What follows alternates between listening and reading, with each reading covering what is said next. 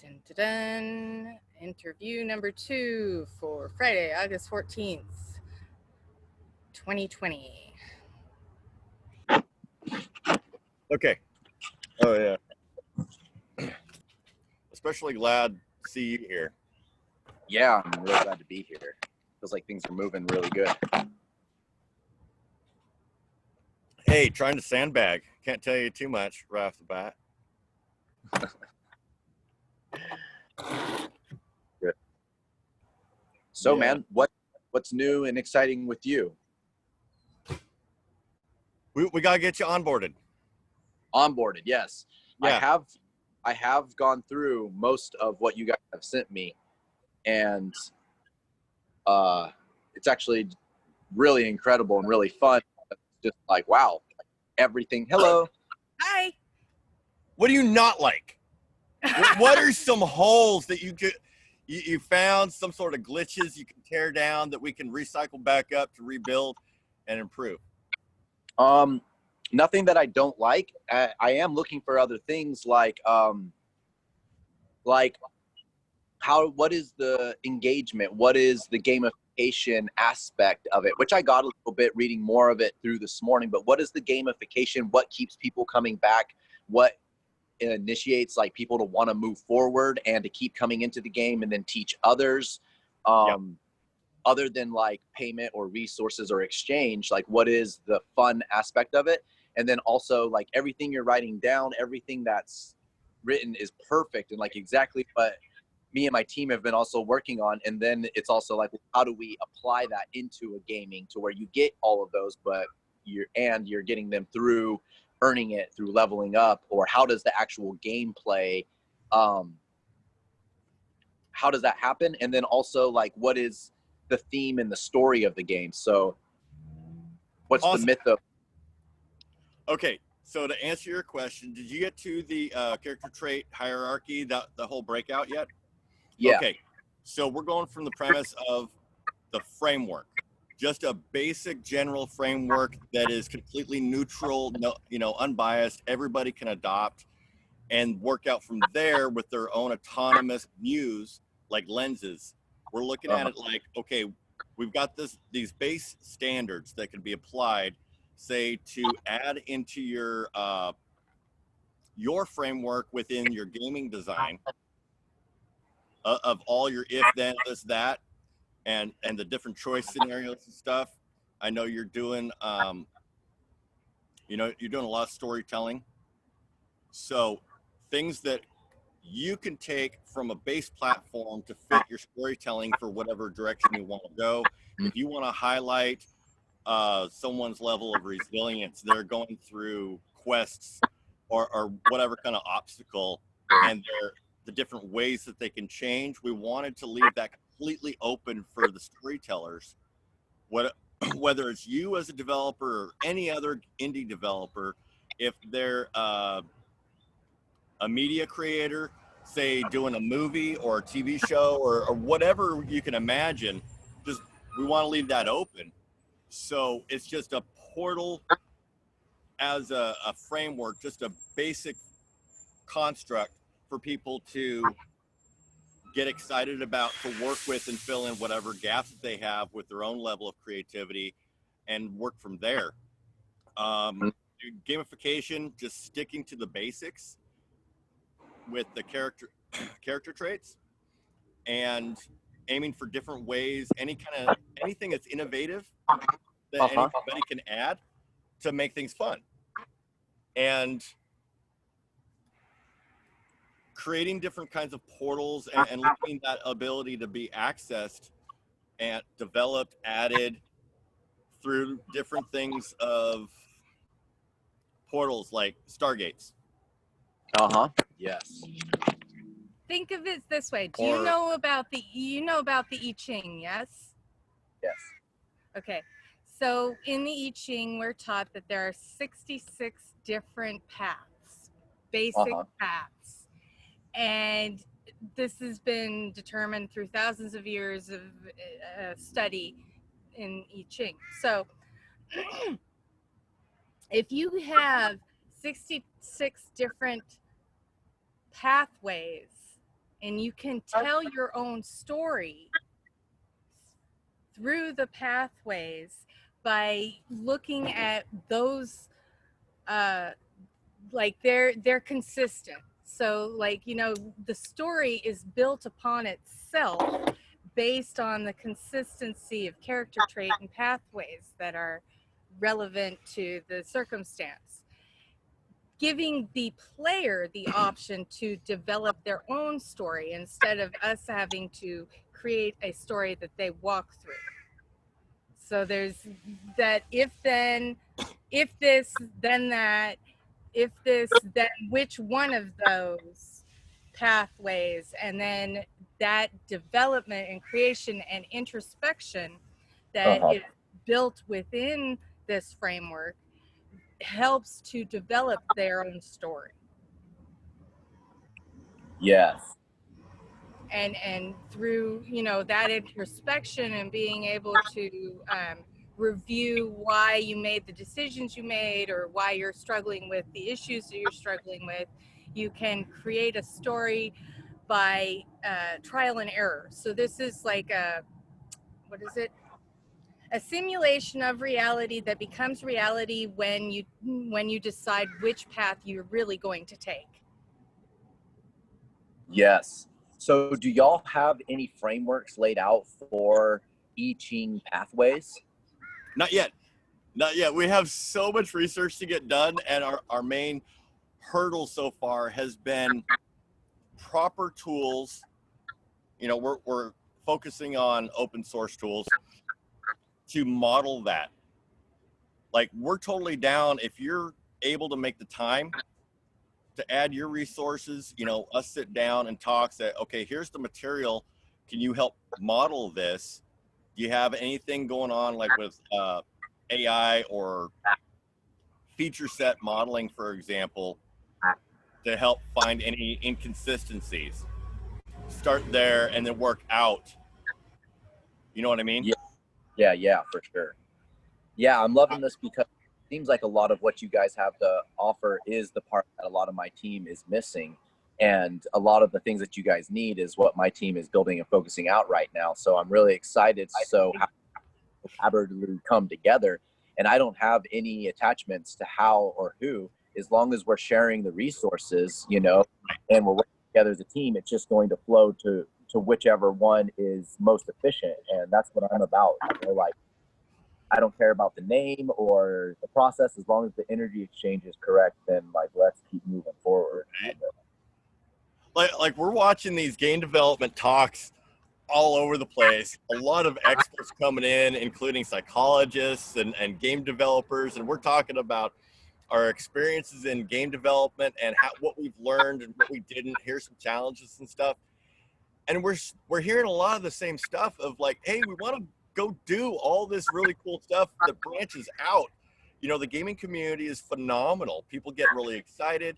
We can do interactive Role playing. well, role playing, but also medical research into, okay, we can get like 500,000 gamers involved in trying to solve this medical problem, you know, and they come up with it in 10 days while medical researchers have spent like 10 to 15 years on it. Yeah. They're going into brain injury and brain exercises and resiliency and stuff like this. This all goes into telemedicine, for example. You know, we've been able to recognize how this core philosophy is just but fundamental throughout all these different cultures and throughout history, and it correlates into, you know, self-development, self-introspection, positive growth, goes into family and outer layer social ring for that positive peer pressure versus negative peer pressure, and it develops on like a ripple level into corporate ecosystems and you know, money systems, banking and technology, and into education, And we're like, okay, this is a great root area we can focus on where we're not hearing the same thing over here or over here or over here, yet everybody has something wonderful to contribute. So all we got to do is tie things together, focus on the research on our end, and anybody else that wants to contribute, get it quantified, and then that gets pushed out as like a stable release.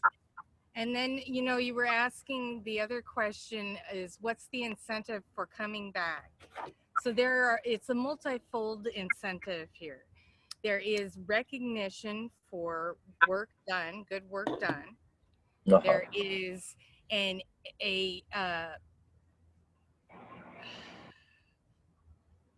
payout for being able to understand where your blocks are and then have the tools to overcome those blocks.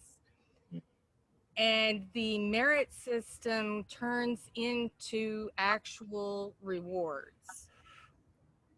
When you complete certain missions, certain hurdles, certain quests upon your journey, you get certain amount of tokens, basically, based on those merits that you have improved upon within yourself. It is about self-evaluation. And the thing is, for the most part, humans are extremely critical of themselves. We want that critical nature to actually be built up instead of tearing a person down, because a lot of people internalize all of their failures and their disappointments, and that becomes depression. So we're talking about, let's not internalize those things. Let's explore them and let's overcome them. Let's bring light to the shadow of thyself. Yes. So just real quick, I love that. And just in an example, maybe, because I know you said this is more up to the storytellers and the developers. And how would you see something like that? Someone learning something, someone bettering themselves. How would you see that in an example translating into the game to where it is something that the game is giving you a, what's it called? Like a pat on the back, whether it's something, how does the game give you that recognition in the software? As you are going through and exploring, so an example could be, somebody's coming in, they're saying they're homeless and they don't have the resources. There's no resources available, right? Okay, what if we have the resources available, but more than that, we're wanting them to not just use those resources, but come back and tell us what their experience was with those resources. That improves the resource itself and gives the individual the ability to have that personal audit. A lot of times people are let down by social service networks and nonprofits within their community, and they don't really have any way of expressing their disappointment, because I mean, you can file a complaint with the organization, but where does that go? Yeah. I mean, honestly, where does that really go? So this is about bringing accountability and giving the individual the opportunity to participate in seeing things get better and bringing things to a higher level of expectation and performance. So in game, like in Civil X, for example, you've got your health meters and everything, I'm betting, right? What'd you say? Health meters? Health meter. Yeah. Right? Okay, so take the health meters, and we know gaming has been designed towards, with the methodologies and ideologies within marketing and research, right? Make it addictive. People want to be encouraged. So we can implement a positive approach within that same path that we know that works, yet steer it in a way that's most beneficial for the gamers. They're getting the positive reinforcement within the game that they're not getting elsewhere. If they're going to get addicted to something or they want to get distracted, disconnect from the real world, the game section is a great area to do that. And it's what they do. You know, you're playing Tetris or Gems or whatever, Angry Birds, right? It's a disconnect. You can go into the fantasy world, use the fantasy world with healthy tools to do that. And anytime something like that could be mirrored in real life, they get a reinforcement on that, like within the game, for example. There's so many different ways it could branch out. Avatars gain wings, dragons come out of eggs, you know. I That's mean, what or, you know, that's the thing, that because it's like these things can happen, and there's a reason why people are addicted to these games, right? Because their level or the new level they didn't have access to, where there's new art to see, or there's a new challenge, or their avatar now has a move between these levels, like things created to where not only does it feel good because you see what your character looked like at the beginning, and then there's like little triggers because you're actually learning real things that allow for these wings of these dragons to come, but that dragon is now related and is triggered to an actual healing or experience that you had. And so that's where I'm kind of looking at, like, with all these great ideas, how do we gamify that to a way that triggers the same you would any other game, or getting a text or getting a comment on your photo, you know, like you want to engage with other people. And if there was a way for the more work people do on themselves, the more access to engagement they have, to where more people can you. Yes. Yeah, like Final Fantasy, the whole series.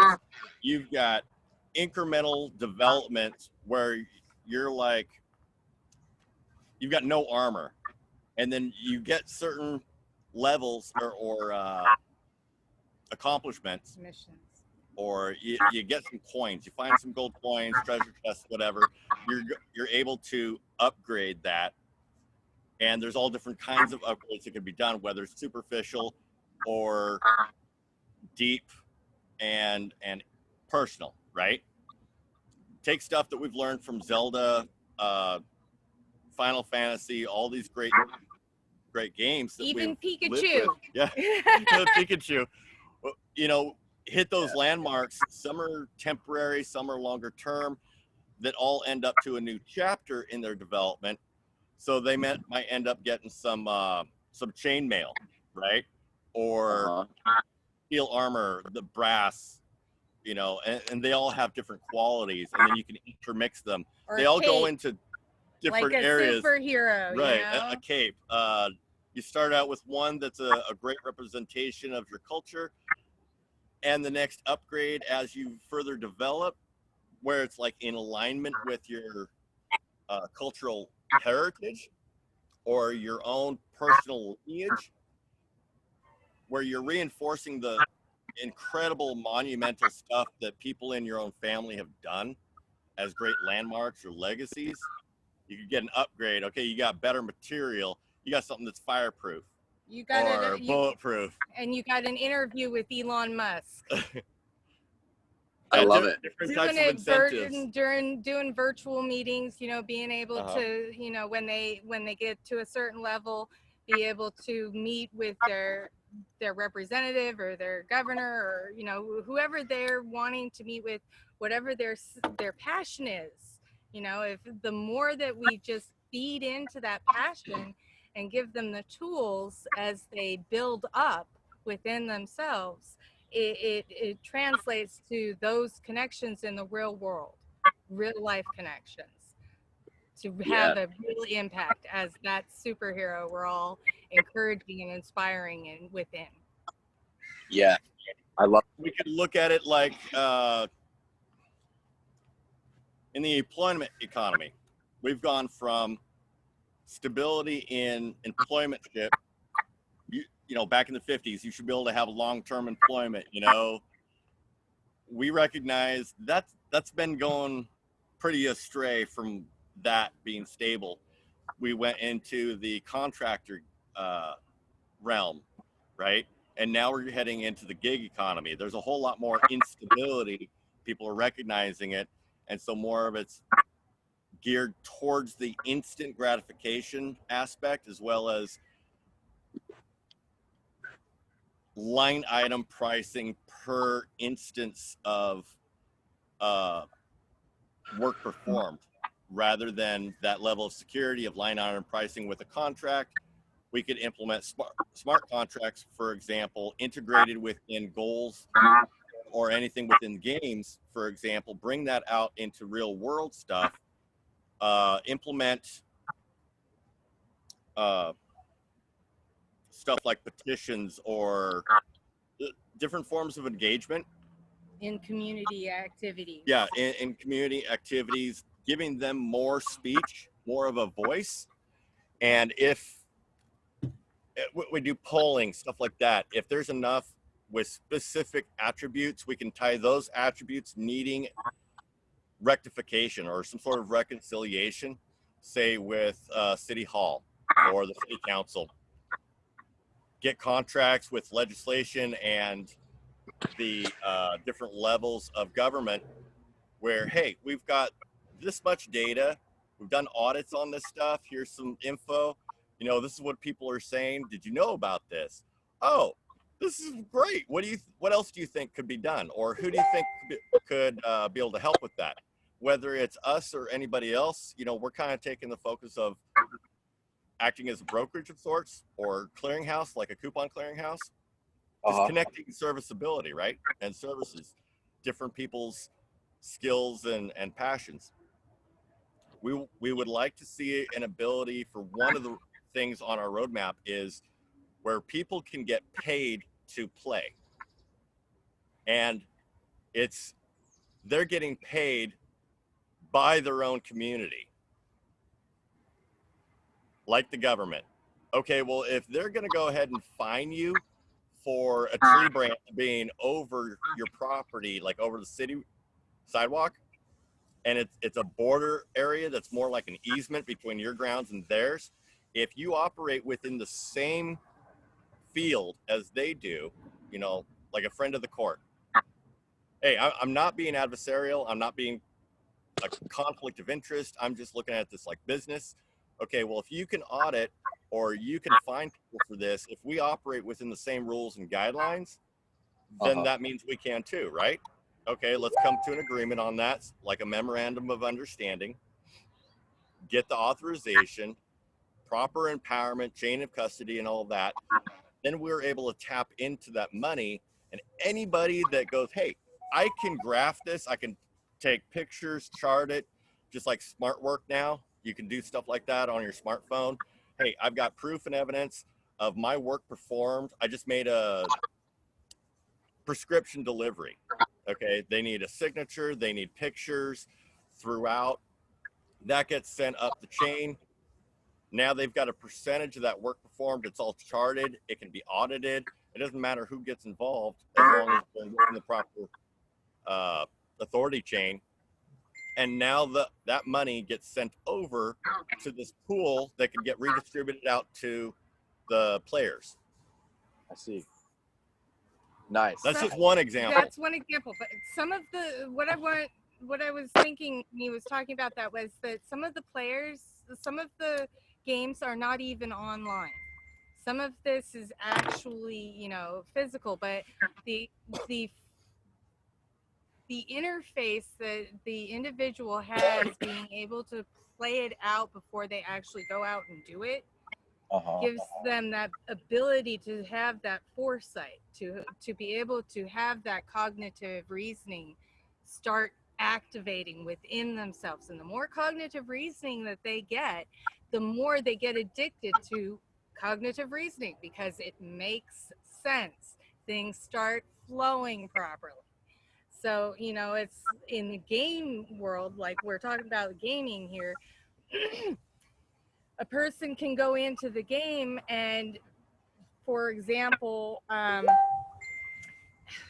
let's see, a good example would be for a personal accomplishment to be made. Well, what are their passions, right? So we take from that passion, we say, okay, what are some of the activities within that passion that you have done?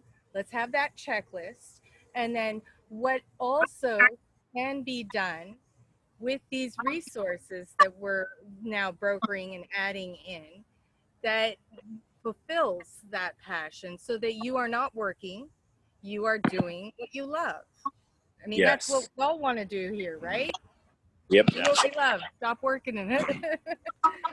So Not. things that one of the primary aspects people are automatically going to go to is, what am I going to get out of it? How is it going to benefit me? So any kind of tools that we can bring to light to implement that on the healthy course, we can start flipping things on its head. If like disbursement of funding for good causes, any kind of outreach, a pool is created to help consolidate different aspects necessary to accomplish those means, whether it's donations or collaborative platforms and interaction engagement, if it's online or feet on the ground events of participation. Try to get those things clustered, because that's how all these things work anyways, a clustering. And then if you can implement strategy into the clustering, you can create that momentum wave where you can have a domino effect or the ripple effect going on. The whole idea is to flip the negative to the positive using the tools we're already aware of, and then quantify those in being a healthy balance. Because like addictions are incredibly powerful for people, and they get sucked down into it because there's something missing in their life. It's usually a coping mechanism where they're deficient in self-introspection at the core. It goes out into identifying triggers. What are my options when I'm able to identify a trigger? How can I identify a trigger? What's the next step in that? Having the positive reinforcement to continue on that path that is best for you, rather than following the pack. If we can get that implemented, that concept within the pack, then we've got leaders at any level. They're actually leading, whether they know it or not, towards what's beneficial for both parties. Yes, that's So super. we have people focusing on themselves and realizing the benefits, that it is in your best interest as a singular individual to help others. And the spirit of intent behind that makes a huge difference on your own personal life. That's an area where the spirit of intent comes in. Yes, I really see a base level where you're introduced to the game. You have a guide that walks with you into a platform, and there's people in this small community that you can wander around to, and they need help. They need your assistance. And through giving them, playing little games with them and helping move things or move compost or help, help an argument that might be happening, a disagreement. There's different skills in the community. And through that, they're like, oh, thank you. Here, have access to this workshop on personal engagement or authentic relating. And so It's like, starts to build the game with this, hey, look, the more you help people's projects get done, the more things you gain, and it's kind of like, so what I'm really focused on, and I kind of hear you guys talking about now, or at least my mind goes to it now, is with a lot of these projects and investors, it's like, what is the main game that we put out and we build right now in a small demo prototype to it really focuses on one of the main things, because this game does so many things. It helps in so many areas of the life, and to any one person it might seem overwhelming. So what is that one hook, that first level that they get experience that we get to create? Because we have Unity programmers, we have game developers, and right now they need to build some level without being paid that will engage enough people and investors to then pay for the game to be built out. And so what is that main, almost like pitch level that we build out, and what is the first form of engagement? Is it giving people resources? Is it letting them build a culture of resource sharing? Is it being able to make connections with groups that are looking for you? Like, what is that thing that will keep people coming back and get them addicted, so that then we can build out the rest of the game and have all the funding for it? Right. It's entirely up to whatever consensus we can come up with. Like, get your guys involved, your ladies, you guys, anybody interested in it. Start on like comparative analysis, combining our different experiences, our research, the different tools. You know, do like side-by-side comparisons and grouping of where everybody's coming from, and we can narrow it down from there and have something really killer to start with as this base platform to send out as like, hey, we've got, let's go for services, right? We could implement foot traffic right off the bat if we have some of this foundation built out as a core, and say, okay, who in the community like different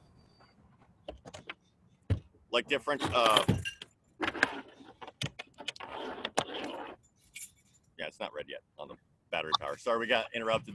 The charger was beeping. Okay, so foot traffic in like a mall. We've got lots of different vendors in there. Music events, stuff like that. Say, okay, do you align with this core concept or not? This core framework. What are some areas that you want to toggle on and off? And we'll see how we can go. With what we have right now, basically it's a guarantee checkmate. You will be completely down with this. That we're aiming for, you know, the grand slam out of the park. It's instantly addictive in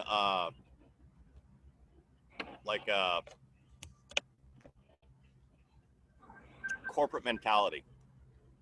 Right now, we could implement, we could tie in different current examples that have been carried out by large companies like AT&T, Hewlett Packard, Apple, Yahoo, Google. They all went to positive environment within the work environment.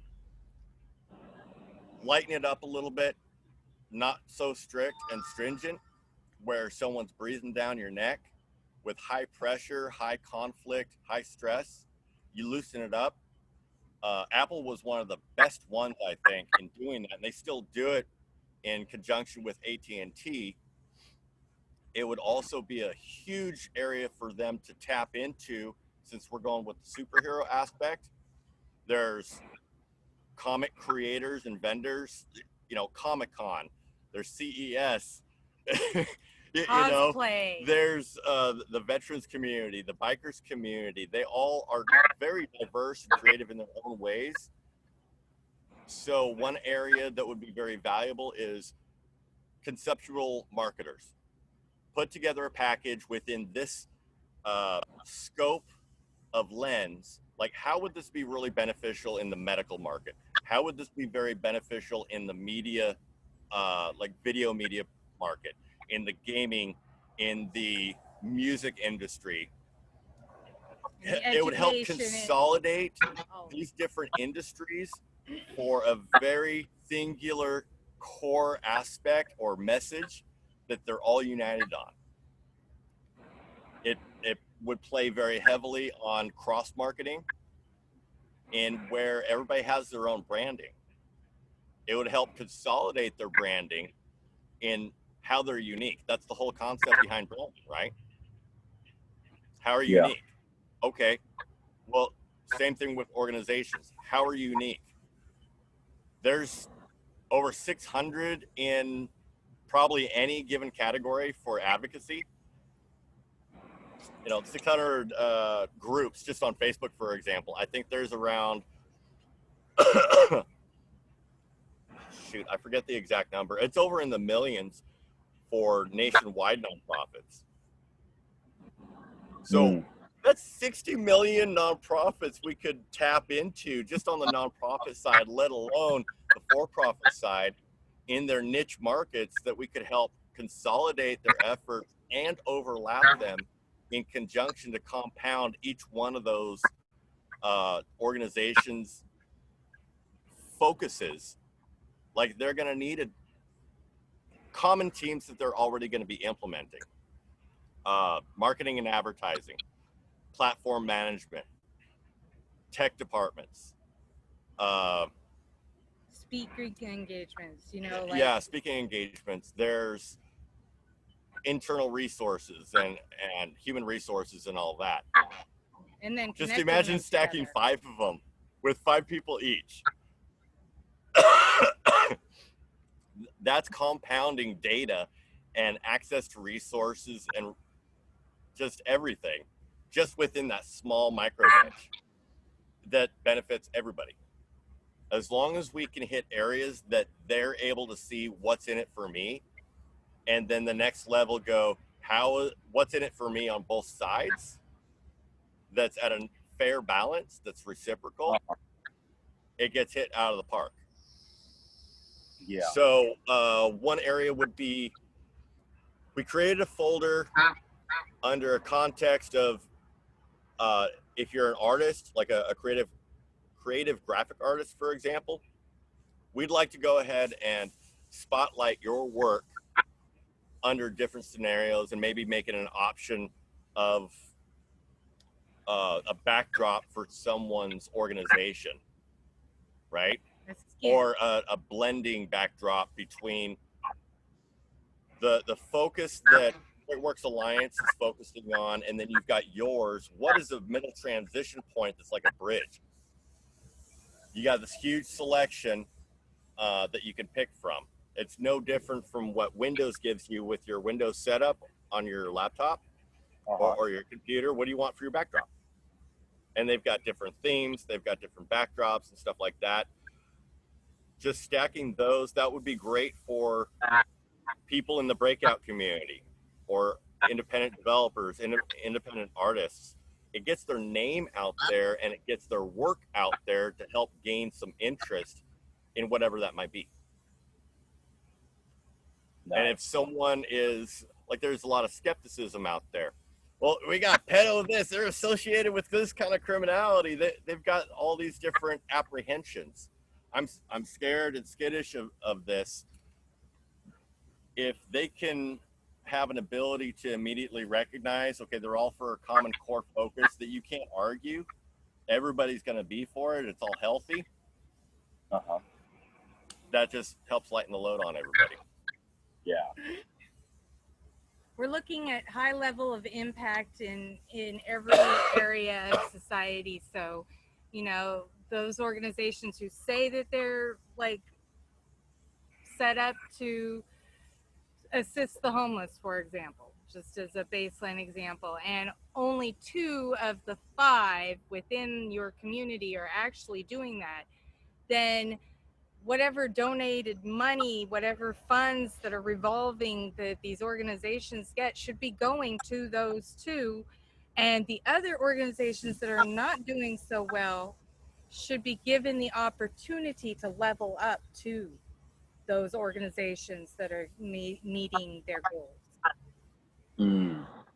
Yeah, so a lot of on an organizational basis, what is in it for an organization is to see and be able to measure and meet the goal, you know, and get that money instead of what it is right now, which is you've got a select few who are getting grants because they know how to finagle it out of the system because they've got all their T's crossed and their I's dotted, but it doesn't really reflect in what they're actually doing.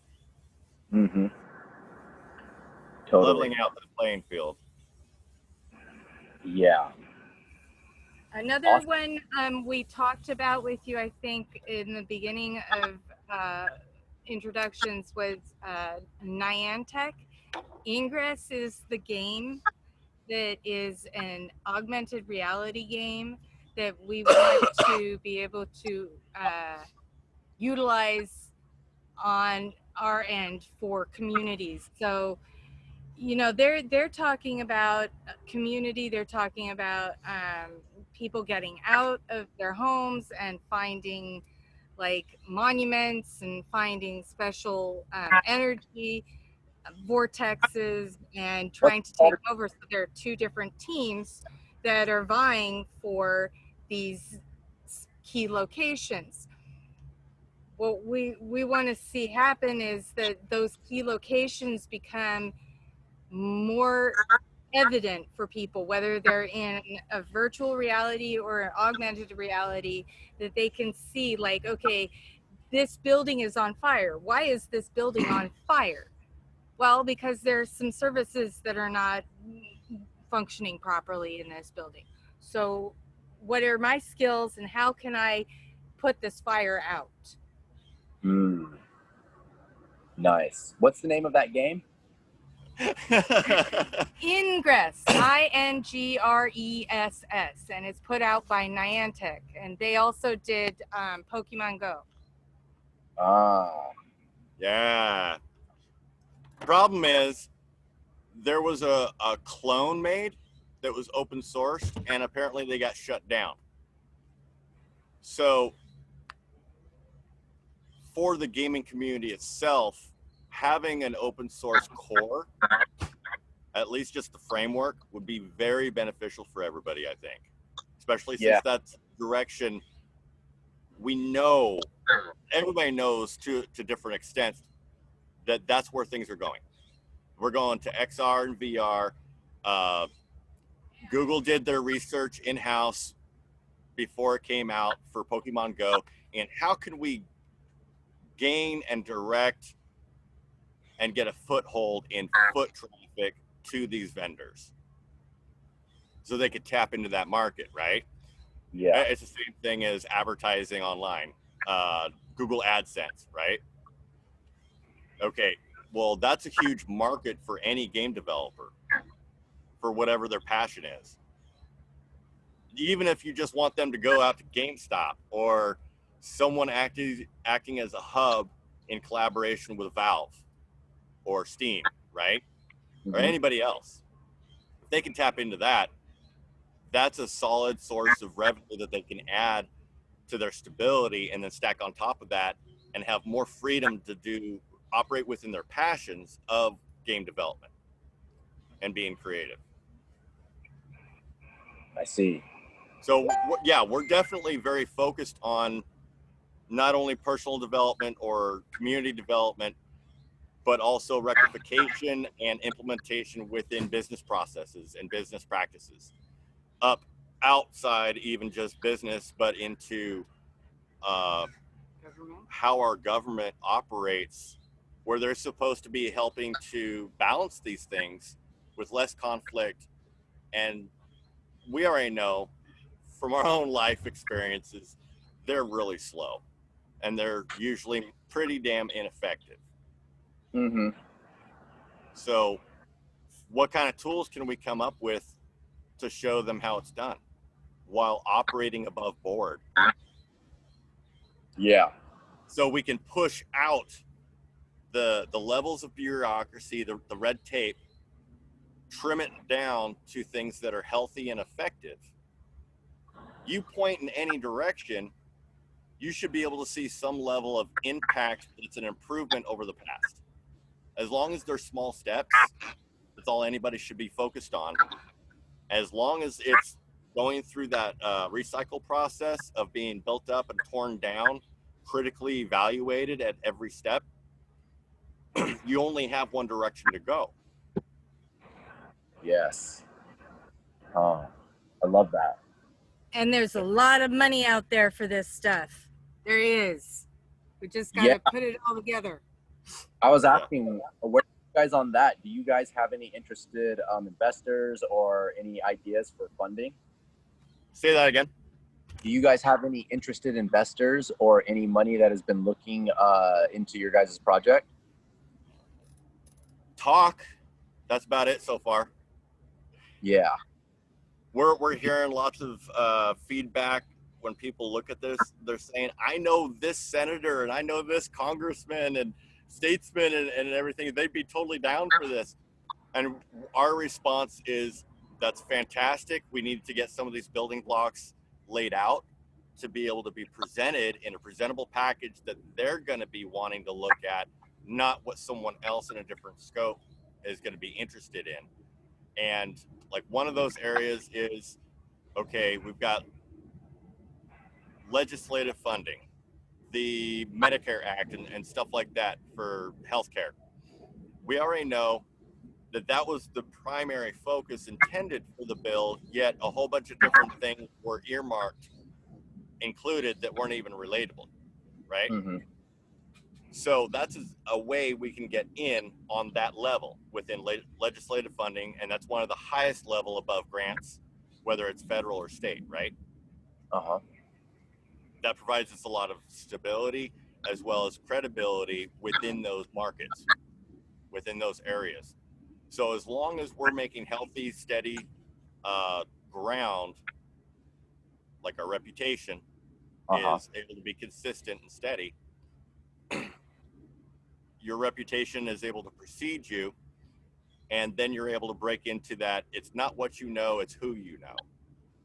And by doing it that way, we'd be able to have that nice balance of, it's not just who you know, but we're providing something of value for that community.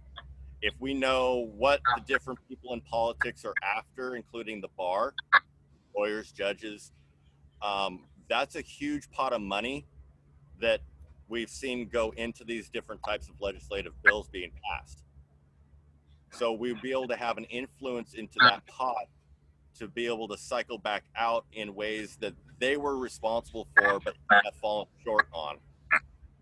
If we know this senator, 5 different senators, 5 different congressmen and statesmen, and learn what their personal passions are that they spearhead and they've been consistent at, they actually have a good history and background in being solid. If you support them in this, they will follow through. And it's along their own chosen path without any influence from other people.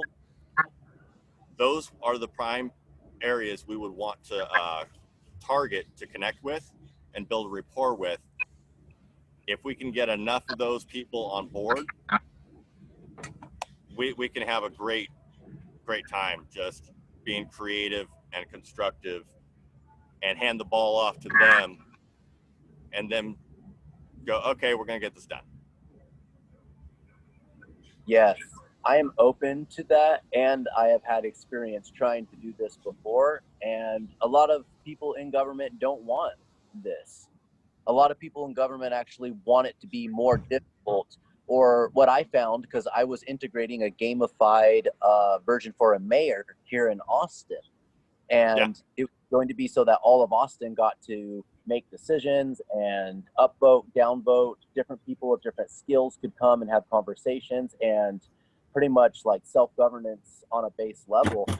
And we got shut down pretty quick by the governor of Texas came in and was like, no, like this isn't going to happen. We already have deals with people who've been doing this for us. And even though their systems were less efficient, it was making really good friends money. And there's a lot of really good friends and family within government where they have all, because they are in government, these people in Congress and stuff, they have family members that they pay a lot of their jobs to, whether it's like, working with children's services or health and wellness. They already have that things that are not efficient, and that's why they're so broken, but it's their family, so they continue to pay them off. And as soon as you start to mess with their family's input, they send in people from a state level to come and shut you up pretty quick. We were doing television interviews, and they came and shut us off of the television. We were on stage in Austin, and they came and actually literally picked up our mayor off the stage and threw him off stage and asked us to stop talking about this. So I'm not saying that all people within government are against it. Right. And I've had that experience, so I don't depend on it. I depend on the people being able and wanting to change and bringing that. And if there are true good souls in government that are willing to integrate this, I'm open to that. I just have that little bit of like that memory of having that happen, so I'm open to okay, well, like, what the fourth branch of government is, right? The fourth? No. Fourth, media. So we know about the problems we've got with false narratives and Fake everything. news everywhere. For mainstream, right? Okay, well, we already have, all of us that have even tapped into a little bit to these different media platforms, like on YouTube, for example. We've got connections with different YouTubers. It's essentially referenced as underground media. We implement the same processes, like leveraging our rapport that we have with different channels, different content creators on that aspect, for example, within music, Vimeo, YouTube, BitChute, whatever, through different realms, whether it's local or expansive out to the state, or through the national aspect, as well as out of country. You get them on board, you get it synchronized where everybody's on board. We all agree in these different areas. They could take turns, they can rotate, they can link up their channels to do, they've been doing it for fundraisers for years. Marathon. Do the same thing within their scopes and passions, right? And apply pressure on specific areas, like a specific judge or a specific congressman, a specific DA, or what have you, right? If we can do that within multiple levels that are still collaborative and united, we can actually clean up counties and spread out from there. We identify the hot spots of corruption, say, okay, these are the identified or official steps of operation.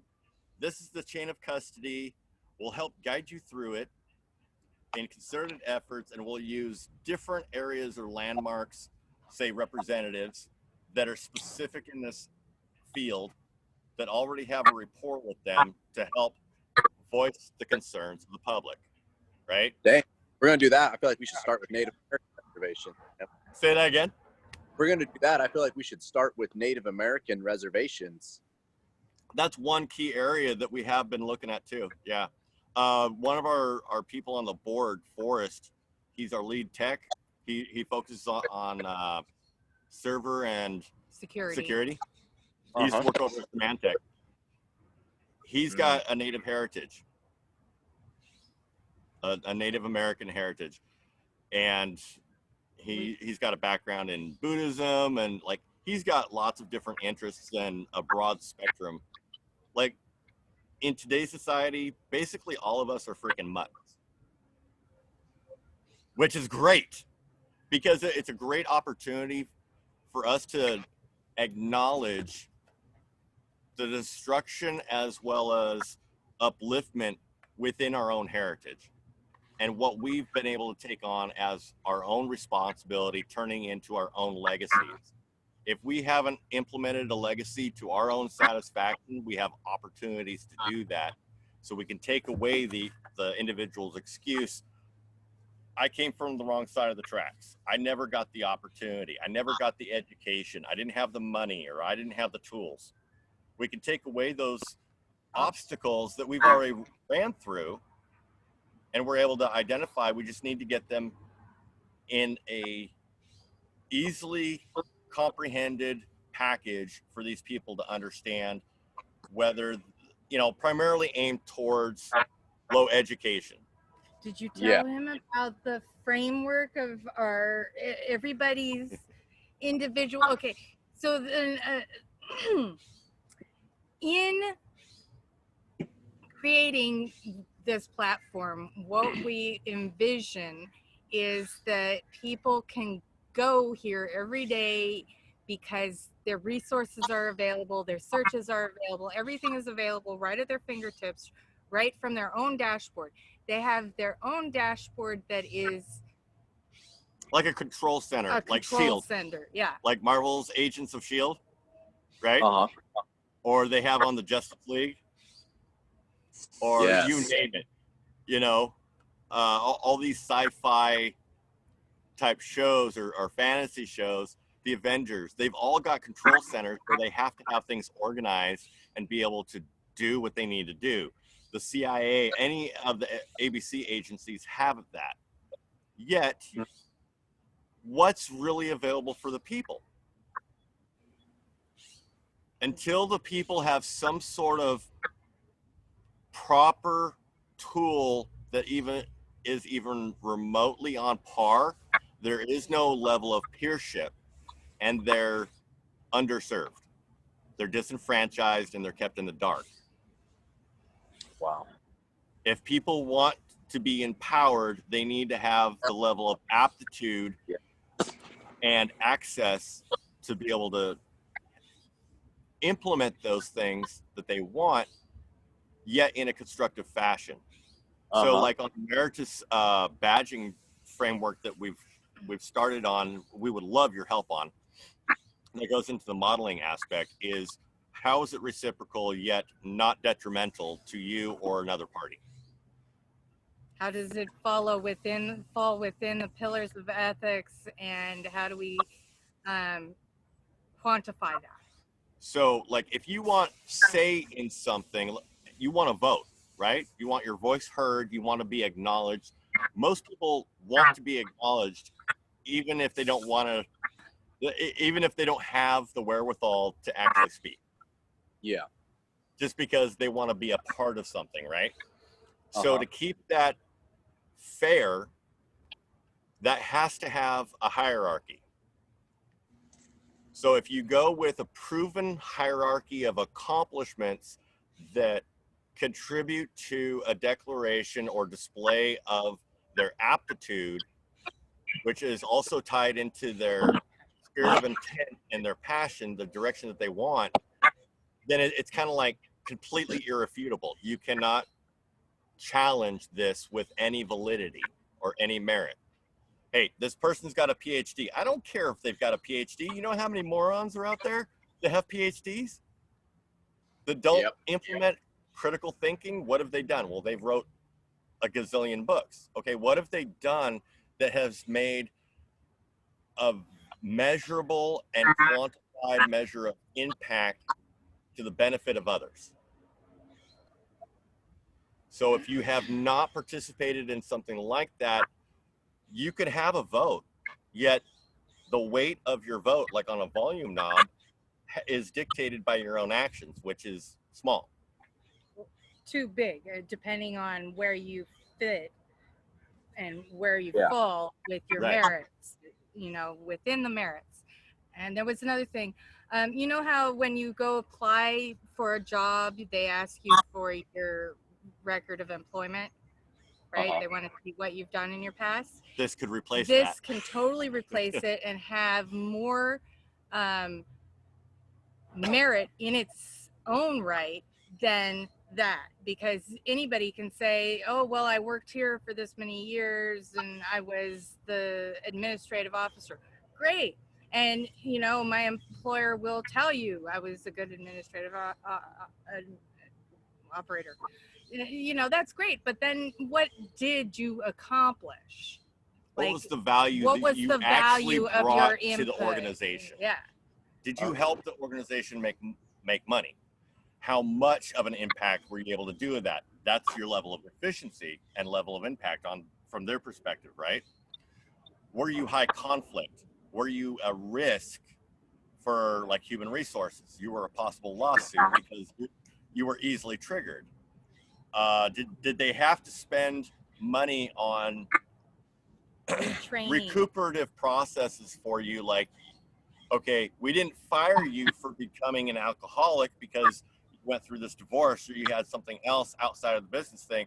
We're the good guys because we helped you with that. But at the same time, you did cost us, and we know that we can we're viewed as a little bit higher notch. We get more branding points if we offer this service or what have you, right? So just that alone, they not only have the record of experiences, but the impact, the level of efficiency, how much conflict is going to be. That's giving them tools to save a crap load of money, as well as simplify all of their processes and also find leads if they haven't already, or continue improvement processes in positive work environments. They can succeed from a top 800 company to a top 100 company if they choose. I see. They got value recognition all across like a really wide spectrum, and it's not limited to whatever we can think of from over here. It's what can we all contribute to that, in how many different ways can we get that built up? So from whatever avenue or lens this could be attributed, it's a knockout of the park. You can't argue with this. Which right there, the value gets raised to a level of the most powerful assets, which are knowledge, power, and money, influence. So we can accomplish all of that through these integral steps without people being so worried about the corruption. Without harming others. It helps provide an automatic, integrated vetting process that everybody can be comfortable with. Yeah. Right now, China has developed a system where they track every single citizen in their society. Their intent is to control, and to deny services and assistance to people who can't pay their bills. Basically, you can't get on a train if you didn't pay your electrical bill. If you can't pay bills, you're going to be identified on all kinds of cameras as this person is divergent and is not following through with his commitment as a citizen in this communist country. What we're doing here is saying, let's not look at that model, because the United States is looking at something similar right now that they want to employ. Well, we have an opportunity right now to say, no, we're not going to do it so negatively. That's just going to cause more suicide, more homicides, more mass murders, and all kinds of deviant behavior to erupt, because people who have lived their life believing they're free are now being told they're restricted in everything they do. If they don't vaccinate, they're not going to be able to go to open a bank account, or all these kinds of things. It's like, wait a minute, I thought we were still in the country of the free and the brave. What happened here? I'm trying to think of the name of the TV show. Shoot, Brainiac with glasses. He's got a fused back. He kind of hobbles around like a penguin a bit. He created an AI. He was concerned about it getting into the wrong hands. He ends up forming his own group, like the special forces guy. And then stacking on top of that, they had this really killer lady playing the role named Root. She was a cryptographer and hacker specialist. Person of interest. Person of interest. That was the name of the show. Yeah. And they were basically broken up into different cells, right? And they'd get notifications of someone identified by the AI as either in trouble or the trouble. Right. Someone was going to be at risk, and there were choices to be made, but they didn't have all the context. The AI was already doing its own battle with another AI that was opposed, because a copy of it was basically made and then modified by those with a negative spirit of intent to control and dictate, right? And then at the end of the series, you find out that there's all these different mirrored cells as what you saw through the show with this group, right? So how many gamers have thought about doing that in gaming? A lot. Even if it's just a story, right? There's a lot of us. Right? How many have come to fruition? How many have come to market? None yet. Okay. We don't just have to put games out on the open market or the mainstream market, do we? No, we need all of it. Right. And the underground, I- this can be, and because you're talking about what happened with your community and how it was shut down by Texas. And, it was because you were a shining light, right? And they wanted to squash the shining light. What if you got primary mainstream recognized groups without them even knowing it, in harmony with each other on the singular focus, like, hey, motherfucker, you're in charge, right? Okay, we're demanding right now a town hall meeting with you, and you're going to listen to us. You got the BLM, you got the Black Panthers, you've got the Hells Angels, family rights groups. You've got news media markets from all these different things. The Guardian, you've got whoever, you name it, right? All these are considered in opposition even with each other, let alone with that one focus, all applying pressure. Even if they don't agree with each other, it's kept in line, like where you can moderate it within a healthy sequence, like using Robert's Rule of Order, for example, in a meeting. Okay, implement something like that where people take turns. You got strategy games like that already, right?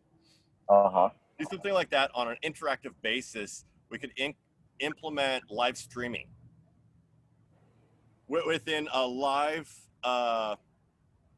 web scrape. We take the highest market that also correlate with these keywords and have those spread out between or categorized according to what level of harm or benefit, right? And how the context of it being inflammatory versus or constructive, personal bias versus objective, different contexts of interaction and writing, for example. And positive competition, not negative competition. We want positive competition. So you pull those constructive feeds that we're able to pull from our scraping, get them imported to that live meeting, and go by sequence, and have them recorded and charted out. So if they time out, for example, or they need to wait their turn, they don't want to, we still have that on record, and we can go through this. And the senator or congressman, whoever it is, goes, you know what? You're making a good point. Maybe we should look at this. The only way, the primary way that they really will do anything is if they have enough pressure. Yeah. Lyra and I were talking about it the other night in a context where a senator or a governor will often be at odds with like a police commissioner or the sheriff. And generally speaking, the sheriff is going to be more concerned about having things constrained within operational law, so they're not breaking the law, since they're supposed to be charged with upholding it, right? And then you have a conflict between the law and political views and wants and biases. The mayor saying, hey, I got the senator or the governor breathing down my ass. He doesn't give two shits about the law, just make it happen, right? Yeah. This would be an area where we could help assist both of them in clarity of their own operations, and anything that's identified outside of that proper scope of their authority, they get tinged on their own level of credibility, and whether it's within their authority to gain their credibility with their constituents, or hey, you're going over into corruption. Okay, now you've ticked the check. We've got the red light, green light, yellow light, blue law or statute, right? Says you got 3 chances, just like in criminal justice. Yeah. Okay, well, that's being applied to you. So now you just triggered enough evidence to be collected for you to have an internal and external investigation through these supervisory councils of 1, 2, 3, 4, 5 different areas, all with the proper jurisdiction over you. So that's an immediately, an immediate freeze or area for the media of different types to focus on. So if we're under investigation, this type of subject matter could get brought up to musicians, for example. Okay, don't focus on the person or the name. Focus on these aspects, these core aspects, and what are you going to do about it? Go talk about the challenges in making the right choice. And is it the right choice or is it the optimal choice? Bring in pearls of wisdom that if you could pass this knowledge on to people that are not experienced or they just got dropped into the situation, you can gain from our experience. Don't do it this way. Don't do it this way. Do it this way. Right? You know about Nikki Cruz with gangs and reform, right? No. He was like back in the 70s and 80s. He was a huge gang member. He ended up getting convicted of his crimes. He got spiritual. He found God. He went back to go ahead and as a mentor for people currently in the gangs to say, hey, I'm your brother. I was here. I was top dog. I was over you guys, telling you motherfuckers what to do and everything. And I'm coming back to tell you, don't do what I did. Don't follow my path. You want to go this way. There's all kinds of instances like that we can pull from our knowledge and experience and history to consolidate. And it's not just, hey, I need to tell my story. That could be great. That could be done. Yet at the same time, we need to consolidate it down into something like flowcharts that are short, great nuggets to the point, like bullet point presentations that can be brought to the public in whatever kind of domains these are, including governmental. Like, hey, we need to go do an educational series with senators or in Congress or in House. What kind of venues would best be appropriate? Do we need to go meet you at the golf club? Do we need to go ahead and meet you at a holiday event? After getting you a little bit introduced into this, you can help get others on board so we can do it in Congress, and help re-educate or uptrain everybody there so they have a very solidly grounded perspective in their decisions that in moving forward.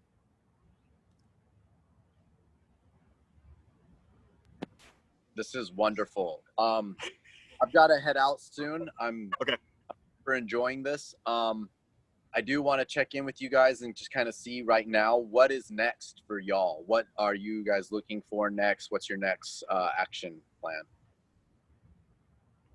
We will be happy to do that after we follow our protocol. It's not always the easiest for us, but we have to be consistent.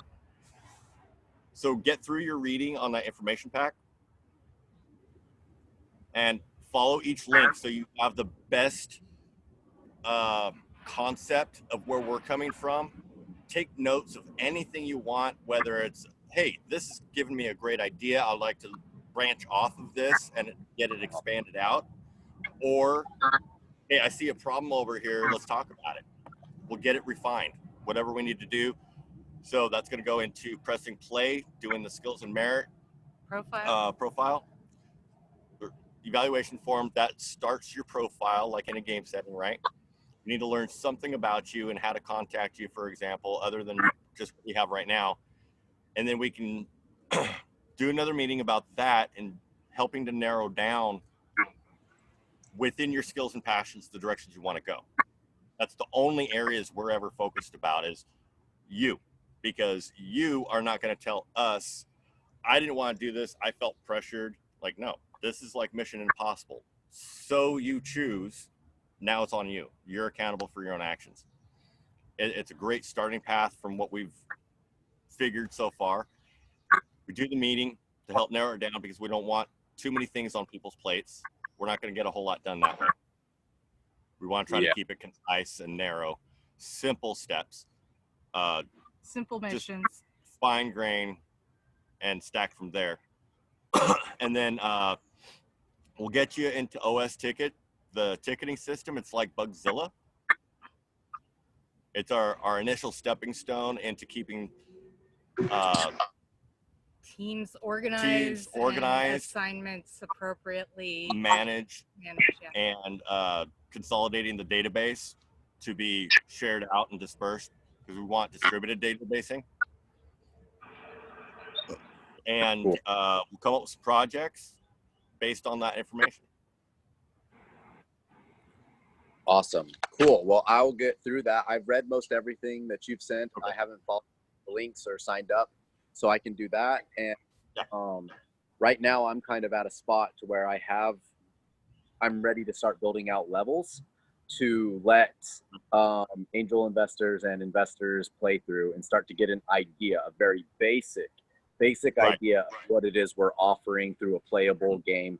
And I'm right in the middle of that, and also in some huge art jams of like, what is the story, what is the feel, what the art on the walls as you're walking through these like sacred libraries of knowledge, you know, like we really want to tap into, like, I know what I think is cool, but also like, you know, people really love Game of Thrones, you know, so I'm kind of like going with a feel, but not too medieval, so the things you're doing can still be applied to this day and this age, but you also have that feel. So we're really going over the creative spot right now. So after I become more educated with what you guys are doing, which I feel really good about, because the more I learn, the more it just fits in perfect.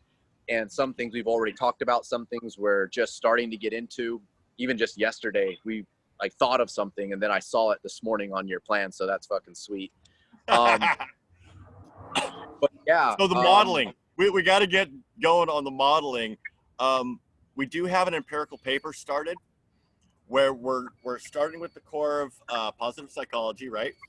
And then examples of how it's effective and been implemented by other people using their research and different kinds of stats and stuff like that as additional empirical papers within those scopes as modules that link up. So if you look at it like this is the spine of our empirical paper for positive psychology, and then you've got, say, recidivism rate, you got addiction, you've got homelessness. How many different areas can we find that are directly correlated, and the benefits? We've got education in there for different levels.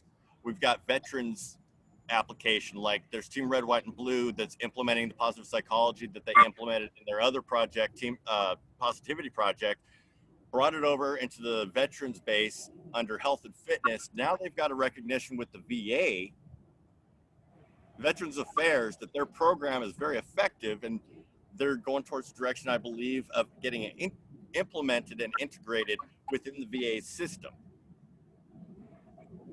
Good. So following that, right? Okay. And then have you looked into web scrapers? Yes. Okay. Web scrapers through API. How about that? That's more of a root level, keeping consistent information rather than it being short period, one-time use, and it might be out of date the next month, and you got to go back to maintain it, right? Yes. Okay, so API-based web scrapers would be very useful in tools for research in the areas that we're going after, as well as anything you guys are coming up with that you already have on the table. We want to be able to do something like a side-by-side comparison, build that stack up, and everybody have an option to target whatever area they want. And it just be triage prioritized into what's most important. Like, okay, we got VC funding. We need packages with fundamental information that we can go off of that they're going to completely jump for. And we're not going to get a grant or investment proposal like you guys for the for-profit side, investment proposal for like 100K. No, let's get this proper and strong enough to where they're going to jump at it and immediately offer something like, hey, I want to drop 3 million on this. Something really nice and beefy that everybody can go, hey, this is a really good instance. Even if we're not a part of it, we don't get to monetarily benefit from that. these guys have, and we can get integrated with them. So The there's a tap into reciprocity. us also being able to tap into the same type of resources. Yeah. Awesome. Well, are you guys open to me sharing your drive with my team? Yeah, most definitely. We just need everybody to follow our protocols.